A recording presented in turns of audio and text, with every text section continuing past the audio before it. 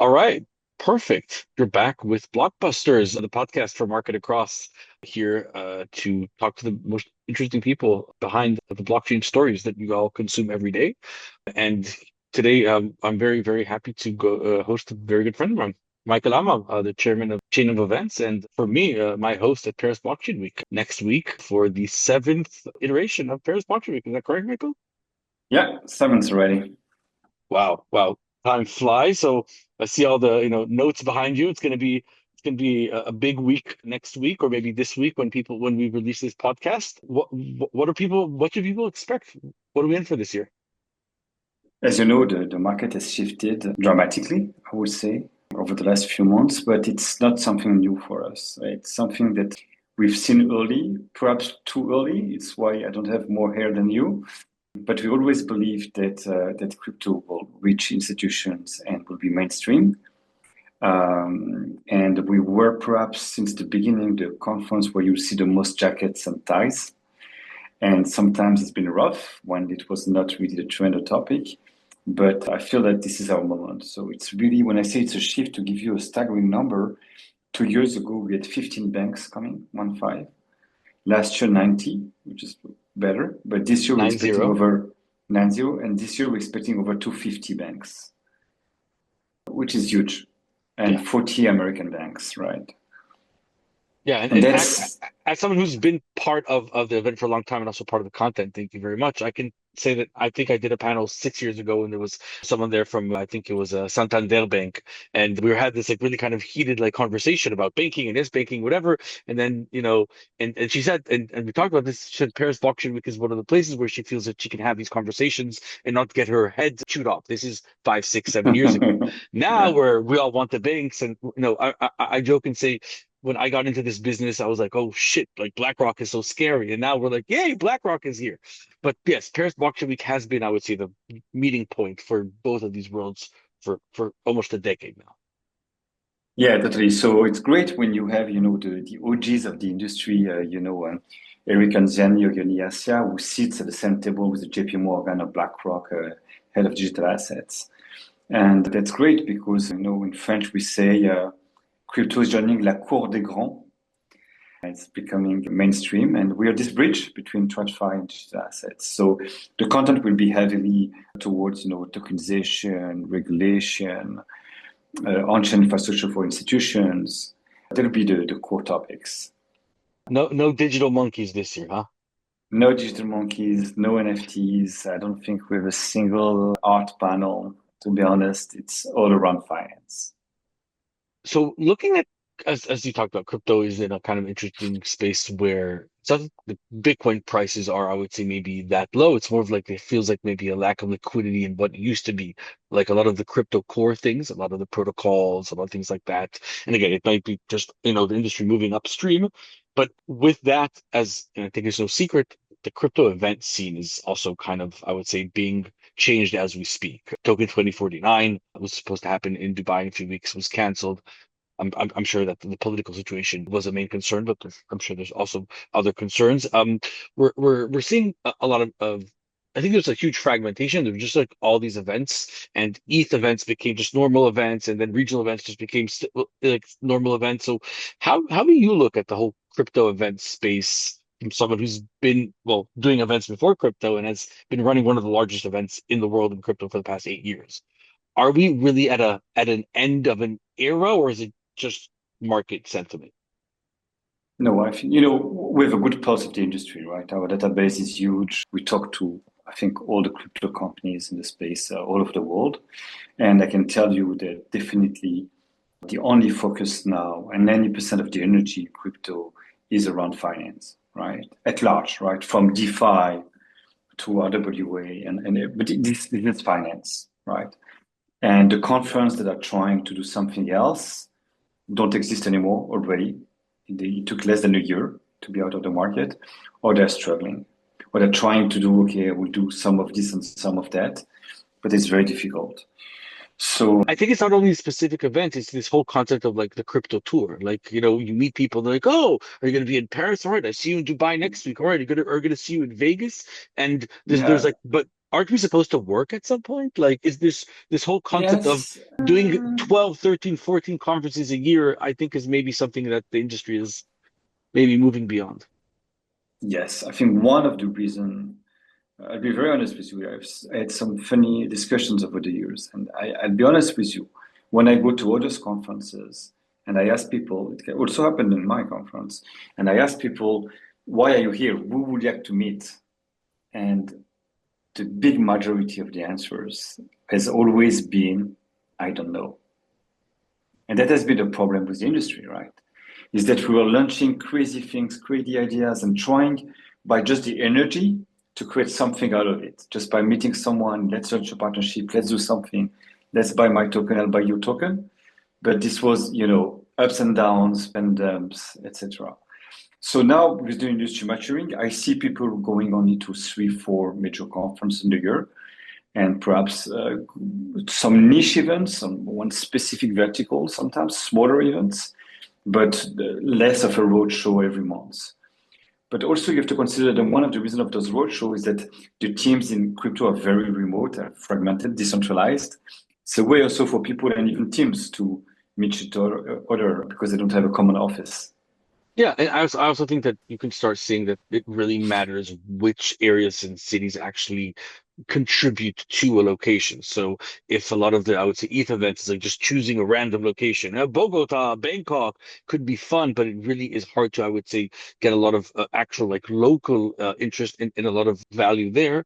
Looking at a city like Paris, so again, France is a huge country. It's also the head of, I would say, the French old, still colonies, and like there's a lot of countries that speak French, and also there's a very live, active crypto B2B scene in France with companies like Ledger and Animoca from back in the day or whatever. So, like, what do you see today with the importance of, especially with America taking all the limelight with a lot of crypto attention?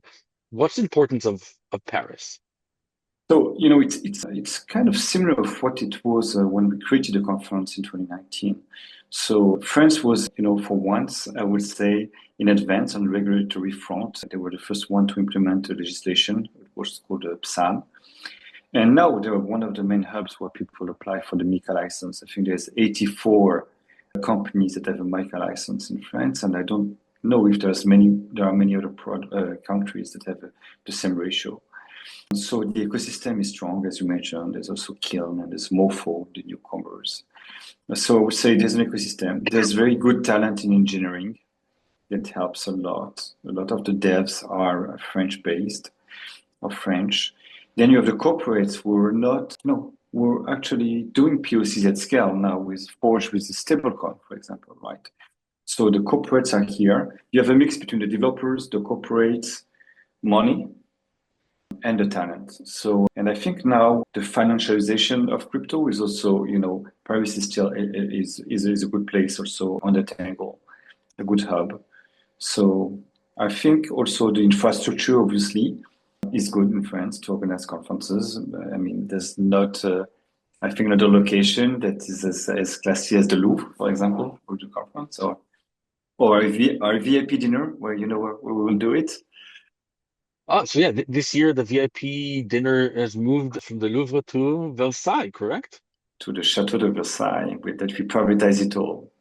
So no bear markets. We are head. We know where we're going, and What are the VIPs expected to see? Because I can, tell that I was very moved 2 years ago when I was walking in when the Louvre was closed for the VIP dinner, and you walked, and then what I saw before getting to the Mona Lisa was about 10 or 12 bored apes that you placed in the Louvre. So what are we going to see? What crypto takeover of Versailles are we going to see? nobody. So the Versailles is very restricted in what we can, show on display. But there will be some very nice animation that will take you back in time, and you feel like Louis XIV. So there will be a private visit and an amazing seated dinner in the chateau. Perfect. So, one more question I wanted to ask you without getting, because there was like people involved and uninvolved, but you see that the crypto events, especially the ones in America, are becoming almost policy events, especially with the Trump family being so interested in it. And you're seeing just the stacking up of just regulators. And if, as someone who's, I would say worked along event organizers like yourself, if for years we've been trying to get the regulators to come, when it's an event in America right now, you have to beat them off and say, stop, we don't need so many senators, so many Congress people. Why is the situation in Europe not the same? I know there are going to be a few, but like, why don't you even to say yes or no, but like, why aren't more regulators in Europe just jumping on the bandwagon of attention, do you think? I think it's a different culture, right? In Europe, there will be more, working and stay at the office rather than exposing in public. So there's a lot of restrictions, perhaps legal and not even legal, but etiquette, right, of doing things. We still have, yeah, Ivan Keller from the European Commission, with people from ESMA coming in. So we'll have some regulators will be there, but they're less vocal and it's less political, perhaps, than it can be in the US. Yeah, we see in the UK Nigel Farage just trying to get into the different kind of discussions, whatever. But yeah, you're saying that you're not seeing in France a tugging fight between the different oppositions and or leaders and whatever to who gets the No, limelight. no, it's not. It's not like AI, for example, where people, sovereign AI would be a huge topic for regulation. So it's not that obvious for crypto. So you just brought me into my next question. So Chain of Events, which is the company behind Paris Blockchain Week, has, well, not recently, been 2 years, 2.5 years. You guys grew into the AI space, running already one of the biggest AI events in the world. So tell me a bit about the move to AI as a subject matter and how do you attack that differently and not be another person saying AI right? Yeah, it can sound opportunistic, right? But actually, it's a crazy story. One that you see in the books sometimes, or they are in your dreams. But 2.5 years ago, two young guys, Henri and Adrien, came to us and said, "Hey guys, what you achieve with Price Blockchain Week, being debt international, debt premium, we want to do the same thing with AI." And I kind of told them, very nice guys, well, AI, but come on, there's already a gazillion AI conferences. It's the biggest topic in the world right now. Yeah. That I mean, no, no, look, there's no agnostic premium international conference. And actually, I've looked carefully and they were right. They were known. So we decided, okay. And so almost 3 years ago, we actually did a 1 day raise event before Price Blockchain Week with some great speakers like Shamat Orpati, like Aravind from Perplexity, or Grok from Jonathan Ross from Grok. And it has an amazing impact, even more than we thought. And we said, okay, let's You go all know, you in. know the speakers are good speakers when 3 years later you're like, oh my God, those fucking people. Like they were just Yeah, like, we didn't know what Grok was. Now you're like, oh shit. yeah, yeah. Yeah. And basically, we decided after this first test to go all in. And we went with an amazing edition last year with Eric Schmidt coming. It was in the Louvre. It was over 8,000 people. And this year is crazy. We're about to be sold out for the partners 4 months before the event. It's in July. We have Mark Cuban coming in to manage the startup competition. We have the CEOs of Lovable, of Replit. We'll have a lot of surprises that you will like. I cannot tell much, but we're going to make a lot of announcements in the coming weeks. Yeah, I feel like there's a lot of things happening, and at some point they're all going to meet into one big bang. Very, very cool. So getting back a bit into Paris Blockchain Week, and again, I know you personally, Michael. I know that like even though when done well, events can make money, but when not, they can also lose a lot of money. And I know this is a passion for you. Like you don't do this. Of course, you're not doing this for shits and giggles, but there are much easier ways, I would say, to kind of make money. And how do you feel like a week before the conference to do this to yourself? Like, tell me, how does it get easier, So or do you still have this like, no one's gonna come, it's all gonna be shit? Like, how does a week before a conference it's feel? it's very hard to explain, because basically you're in a position where you and your team you make revenues 2 days per year. I don't know if you can grasp this concept. And everything can go wrong. And many years we had a lot of things that went wrong. And the tension, the stress of okay, there's what you can manage, and there's the unexpected, and that that will come, and how you manage it at the right time. When you have only like few hours, sometimes few minutes to adjust things. So the tension. You've been an MC, you've seen the what's Oh, I happening on remember the the first back under Paris the Blockchain hood. Week. I came The Notre Dame was on fire on the way. Exactly. Exactly. And the CNN host that was at the VIP dinner said, "Oh, it's a terrorist attack. Everybody has to leave." And it was crazy. So how can I tell you? I mean, it's so It hard. doesn't The get easier. reason, no, but the reason I did this and the good things about it is because all my career I've been an entrepreneur all my life, and I've built my career and my businesses by attending conferences or presenting at conferences, and that allowed me to reach out to the biggest CEOs sometimes of this world just because I could meet them in person, and that changed my career and my life. And when I was building Blockchain Week, I wanted to have the same feeling, creating a place and creating an audience where people will make life transforming meetings. And when I see that people raise money because with Team Driver because they came to the conference, or that they find a co-founder. Even one guy, he got married because of someone he met at the conference. But I mean, those interactions and the ROI that people are getting is it's great.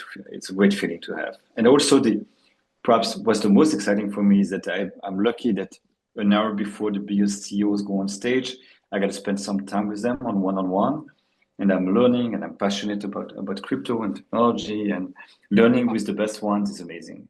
I can tell that I've met some really cool people via the Paris Blockchain Week speaker room and VIP room. I think 2 years ago, Alexio Handy, and that was just surreal. You were just chilling there, sitting there before the panel, and it was great. So yeah, I think you're always able to bring a very interesting mix. And I can tell you, and again, it might sound like I'm kissing ass or whatever, but for me, one of the biggest votes of confidence for Paris Blockchain Week, and if people go to a lot of crypto events, they might understand what I'm saying, is that it's the only event that I see that people that fly into, all of them also have a ticket to the main event. Where I see a lot of people like, and I'm always shocked. Like I can go to somewhere in Singapore or Korea, and I see someone who said, "Oh, I flew in from New York. Oh, but I don't have a ticket to the main event. I'm just doing side events or whatever," which is something I don't understand. And to be honest, I also think that the industry has moved to where the deals are done in the daytime in actual work, and it's no longer just about meeting people at the bar. But why would you fly from all over the world and not go to the conference itself? I seldom meet people. It could be people in Paris or whatever who are there for just like business, meeting people at the city. But everyone I meet in Paris goes to the main event as well. And it means that he sees value in the actual event. Thanks. Yeah, we're working a lot on creating, but also we understand the need for some to have their own event. So what we try to do, it's been 2 years now, we create what is called the Connect Lounge, and we have partners that are taking over a lounge for 2 hours, and they run their own meetup or their own conference inside the conference. And it's very practical for them because the audience is just around them. We do push notification. People come and attend that specific event from that specific sponsor. So actually, we embrace that event, and we call the Paris Blockchain Week. So it's also great that we've created an ecosystem, and people are coming from all over the world. And obviously, it forces us to be the best possible, so people don't want to miss being where everything happens, right? Yeah, exactly. But it's important, as I think, to work together and to, I would say, get egos and also financial incentives aligned because that helps fight the dilution that I think that happens. So the industry isn't doing as maybe well as we all hoped. So, but then also in the other place, like you go into events and then everyone be taking their own little spaces across the entire city. So like it really dilutes itself. And I think that there's something that Paris has done pretty effectively. It's not that there aren't people who do different things during, at night or whatever, but it's one of the main events where you're, especially in the past 2 years, you've been able to create these areas. And if you come to Paris Block Creek, you don't need to look at your map and be like, oh, now I need to go to the other side of town for the, I know, it's Yeah. stable coin day or the AI meetup or whatever. So I think that's important. Do you still like enjoy going to like events or like again, I see you all around the world, whatever. So Is it yeah, is we it both fun for go. you? So actually, you know what? It's way more easier to be honest, because in the past, we're a very small team now. We're 40 people, and I had to do everything, and I was trying to talk to everyone, and nobody knew me. It was tough. It was really tough.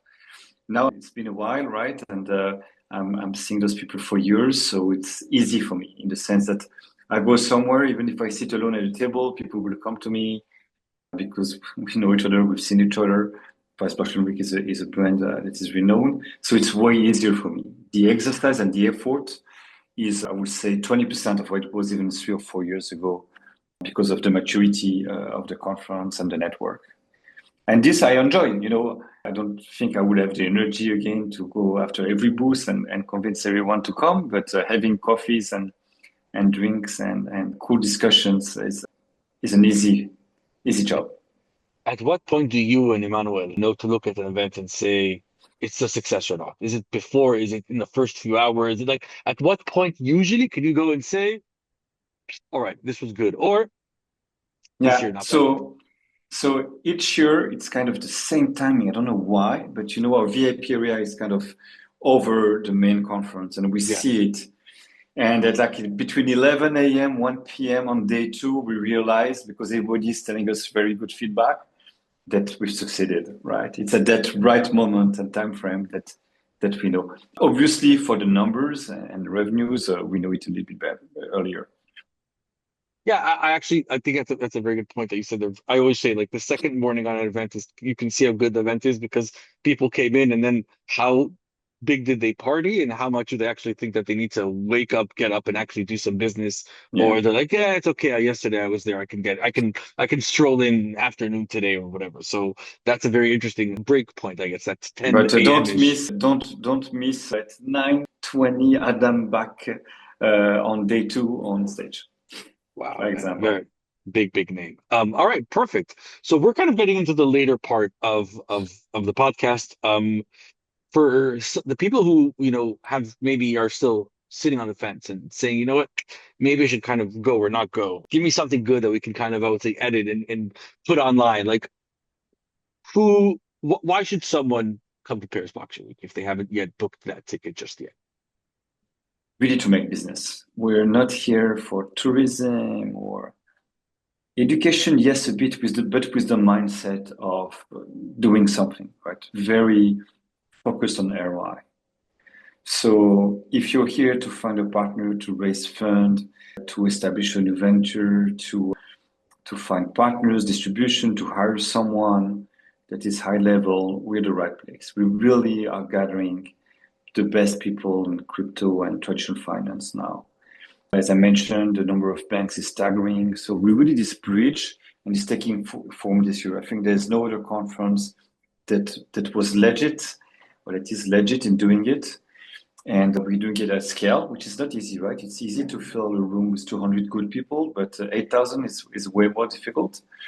But looking at the audience we have, I mean, it's fantastic and pretty sure there's going to be a lot of interactions. I already know that there might be some acquisition that will be announced on stage between TradFi companies and crypto companies. So I would say if you have a business mindset, you know what you're coming for the type of people you want to meet, it's going to be very profitable for you. And I can tell people my personal reason again. First of all, great people, and I come back every year not only because we partner with you guys. For me, Paris is just a great city, and what I love about it is even though there's thousands of people at the Louvre, what I hate about sometimes when I go to a crypto conference is like this weird place, and you're like, oh, I just feel like I'm in some like theme park or whatever. I'm confined to this like big hotel, whatever. The beauty is that like it's not at a specific hotel. Everyone goes to where he wants, and then when you leave the conference, you go 1 or 2 blocks into whatever neighborhood, and you don't even feel you're in the conference anymore, and you're back in Paris, and you can go and have that team building night or whatever, or that just for yourself. I went and a night with myself and listened to jazz and had wine. So, but I really, Yeah. really like the fact that it blends into the city and is just not in some like on a hill in some Asian country that you have a master hotel that you don't leave it and I don't know, you pay $25 for a coffee and that's kind of it. Yeah. So It's I part of just the experience. Yeah. amazing. All right, perfect. So I want to thank you, Michael. Thank you for this time. We wanted to keep this kind of concise because we believe that we really want people to be able to consume this kind of before the event and kind of get a feel for it. So I want to thank you for your time and of course for your partnership with many of Thank you years. for having me. Yeah, and I will see you soon in Paris. Please, if any of you are listening and for some reason haven't booked your ticket yet, Paris Blockchain Week will be happening in 15th and 16th of April. Is that correct? Yeah. Perfect. At the Louvre in Paris. And we'll see you there.